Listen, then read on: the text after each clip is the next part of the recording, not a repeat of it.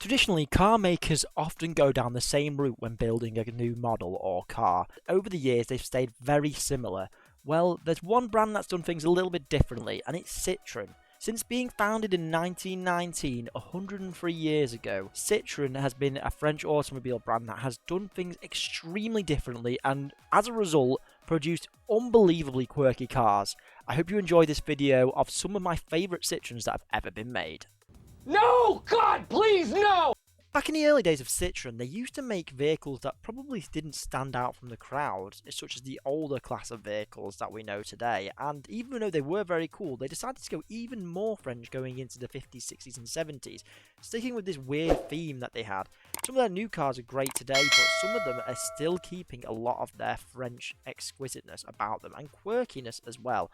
There's so many cars that I could name in this video, and some being absolutely excellent, while some definitely do let their side down, it's probably fair to say. At number 1 is the Citroen Visa. The Citroen Visa is a 5-door front-engine, front-wheel drive super mini manufactured in the 1970s and 1980s. In total, they made 1.2 million of these, which is kind of crazy to think when I've never seen one really in the UK, although they did send some to China back in the day.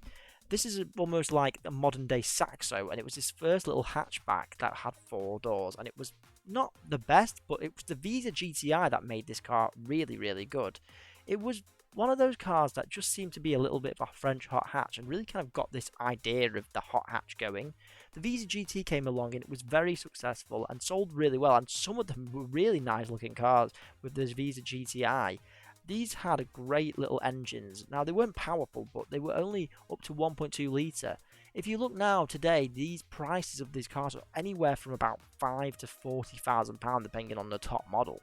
One of my favourite cars from Citroen ever is the Citroen SM, which is the most bizarre, quirky Citroen you'll ever find. In my opinion, it's just bizarre because it's so long, so quirky, and just looks unbelievable. It's actually known as a high-performance coupe, which was produced from 1970 to 1975, and it actually won 1972 Car of the Year, which is crazy, especially in the US. What's great about this car is it's considered a performance coupe because of its engine. It had a 2.7 litre V6 or a 3 litre V6. While probably was pretty slow for the most part, it was still equipped with a Maserati Merak and Quattroporte engine, which is such a strange combination of Italian engines and French design, but I absolutely love it and I am here for it. The SM was first shown at the Geneva Motor Show, and then it went on sale in France, which was the year after. And although they didn't really come to the UK that much, the conversions were done, and the car was one of the most French things for France. They said it was actually very unusual for France. So with the SM having 2.7 litres, owing these regulations to some of the vehicles that were in the World War before that. If you wanted to buy one today, they are actually incredibly expensive and cost anywhere up to £50,000+.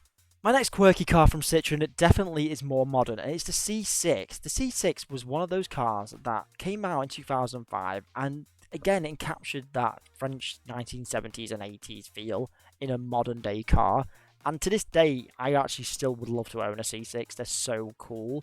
Now, you don't see many of them, they're pretty rare, and with most French vehicles like this, they were just a pain in the arse to own for various reasons, including its air suspension, which made it very ball achy to maintain. And when it came to the C6, it had a 2.2 to 3 litre turbo V6, once again showing that French presence. And the design based on previous cars that like the XM, which ceased production in 2000, and some of the older Citroens such as the SM, DS, they were just all very much in the design here, and I really loved that.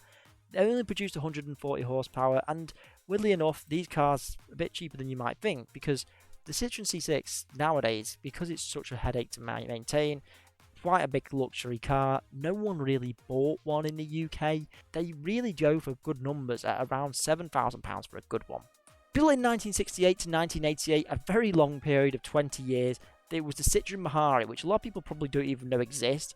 It was a car that was very successful in its own four-wheel drive variant and was pretty much a competitor to vehicles such as the Volkswagen 181, the kind of beach buggies you'd expect to see in California, the sort of very beachy type cars that pretty much had no bodywork. It was all metal and very open, so for the elements, not great. Very good in hot countries.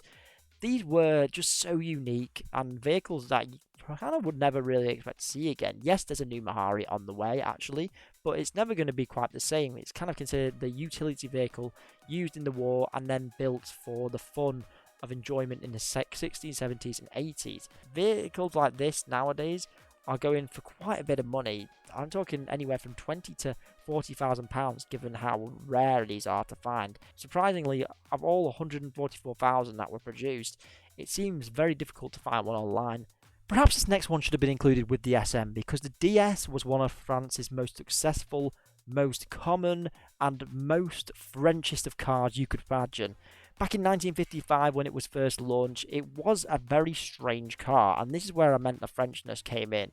It had air suspension, it went rallying, it did pretty much everything you could think of, and it was built up until 1975, and in that time, a production of 1.5 million or so were built, which is crazy. This had adaptations onwards, such as the AX, and sort of prior to that, of course, the SM also came out. It was a unique car that really sculpted the landscape for French cars, especially Citroen. It would be a huge crime if I didn't include the 2CV. Obviously, everyone knows the 2CV, and unbelievably most Citroen and French car you can think of. But what this car has is a lot of history. It is essentially a front-engined, front-wheel drive, economy family car. Unbelievably, it's classed as a family car. And from 1948 to 1990, the Citroen 2CV is probably one of the longest serving cars that has been in production. To give you an idea of just how important the 2CV was, it had assembly pretty much all over the world. France, Belgium, UK, Argentina, Uruguay, Chile, Portugal, Spain, Yugoslavia, literally everywhere this car was created, up until 1990. To think how many productions there were is just unbelievable. Yes, it was slow, but it was built for driving on farms and delivering eggs and just being a useful vehicle.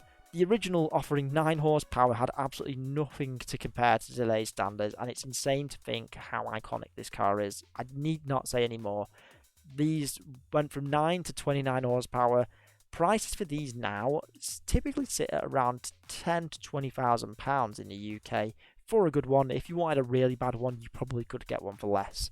The Citroen 2CV absolutely deserves its place on this list, given that more than 3.8 million 2CVs were produced over the whole world. As for the future and modern tech of Citroen, there is still a lot of French quirkiness that is going on in the cars, and if any of these come out, I'd be amazed. They're still putting electric vehicles into play now, and it's still looking extremely French. So excited to see where the future of Citroen goes, and hopefully they continue to make hot hatches as well. Hope you've enjoyed this Cars with Ben video. Don't forget to subscribe if you like car content.